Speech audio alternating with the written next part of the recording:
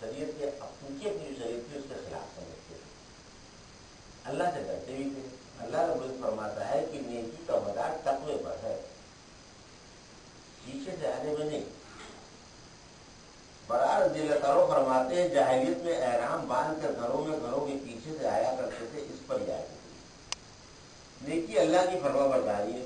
پھر فرمایا کہ اللہ سے ڈرو تاکہ فلاح پاؤ، یعنی اللہ کا جو حکم ہوا وہ اللہ کا جو حکم ہو اسے بجا لاؤ، اور جس سے اس نے روک دیا ہے اس سے رک جاؤ، تاکہ کل قیامت کے دن، کل قیامت کے دن جب اللہ کے سامنے کھڑے ہو تو وہ تم کو تمہاری نیکیوں کا پورا بدلہ عطا فرمائے۔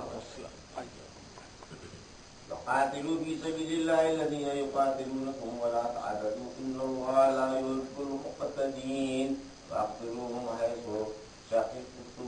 ثقفتموہم واخرجوہم من حیث اخرجوکم والفتنة اشد من القتل ولا تقاتلوہم عند المسجد الحرام حتى يقاتلوكم فيه فإن قاتلوكم فاقتلوهم كذلك جزاء الكافرين فإن انتهوا فإن الله غفور رحيم وقاتلوهم حتى لا تكون فتنة ويكون الدين لله فإن انتهوا فلا عدوان إلا على الظالمين۔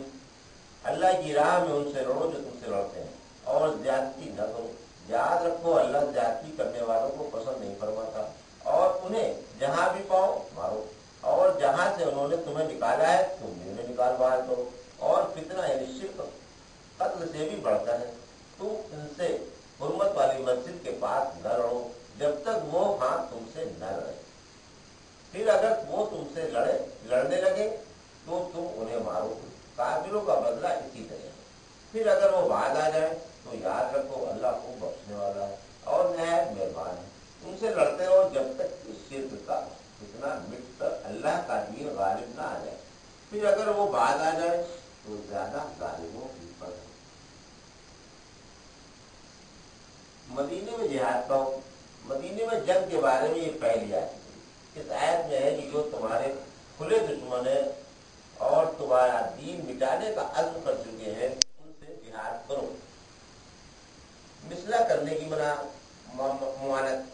پھر فرمایا کہ زیادتی نہ کرو، یعنی جہاد میں زیادتی نہ کرو، یعنی ناک کان نہ کاٹو، مال غنیمت نہ چراؤ، عورتوں بچوں اور بوڑھوں کو قتل نہ کرو، درویشوں اور عبادت گزاروں کو نہ مارو، بلا مصلحت درخت نہ جلاؤ، اور نہ کسی جاندار کو قتل کرو۔ اللہ کے رسول صلی اللہ علیہ وسلم مجاہدین اسلام سے فرمایا کرتے تھے جاؤ اللہ کی راہ میں کافروں سے جہاد کرو، چوری نہ کرو، غداری نہ کرو، مسئلہ نہ کرو، اور بچوں اور محبت والوں کو نہ مارو۔ ابن عباس رضی اللہ تعالیٰ فرماتے ہیں جب اللہ کے رسول صلی اللہ علیہ وسلم کسی لشکر کو جہاد پر روانہ فرماتے تو ان سے فرماتے کہ اللہ کا نام لے کر جاؤ، اللہ کی راہ میں کافروں سے جنگ کرو، زیادتی نہ کرو، چوری نہ کرو، مسئلہ نہ کرو، اور بچوں کو اور گرجے والوں کو نہ مارو۔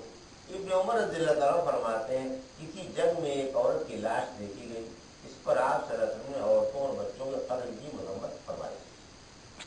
شرک خوریزی سے زیادہ تباہ کن ہے، کیونکہ جہاد میں خوریزی ہوتی ہے، اس لیے اللہ نے فرمایا کہ کفر و شرک اور اللہ کی راہ سے روکنا خوریزی سے زیادہ تباہ کن ہے۔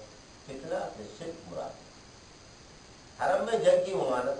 پھر فرمایا کہ مسجد حرام کے پاس نہ لڑو۔ اللہ کے رسول صلی اللہ علیہ وسلم نے فرمایا کہ اللہ نے اس شہر کو آسمان و زمین کی پیدائش کے دن ہی سے حرام فرما دیا، لہذا یہ اللہ کی اسی حرمت پر قیامت تک قائم ہے۔ بس میرے لیے ایک دن تھوڑی سی دیر کے لیے حلال کیا گیا تھا، پھر اس کی حرمت حد مساجد سے لوٹ آئی، لہذا اس کا درخت نہ کاٹا جائے اور نہ اس کی گھاس جڑ جائے۔ اگر کوئی میرے جہاد سے